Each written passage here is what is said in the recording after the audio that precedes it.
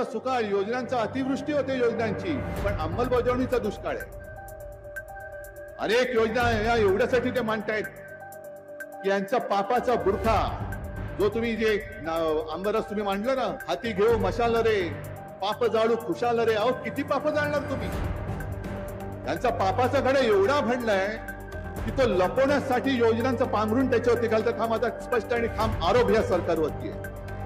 पापाचा घडा भरला कुणाचा हे तर विधानसभेला जनता ठरवेल. कारण ज्यांनी काम केलंय 2 वर्षामध्ये, तुम्ही त्यांचं 2.5 वर्षाचं काम आणि आमचं सरकारचं 2 वर्षाचं काम याचं तुलना करा आणि जनता तुलना करेल. जनता काम करणाऱ्यांना मतदान करेल, काम करणाऱ्यांच्या पाठीशी उभी राहील. एवढंच सांगेल, शेवटी जनता जनार्दन ठरवत असतं. आज एवढं मात्र खरं, जे गेटमधून आत कोणाला घेत नव्हते, गेटमधून बाहेर निघत नव्हते, ते शेतावर पोचले याचा आनंद आहे.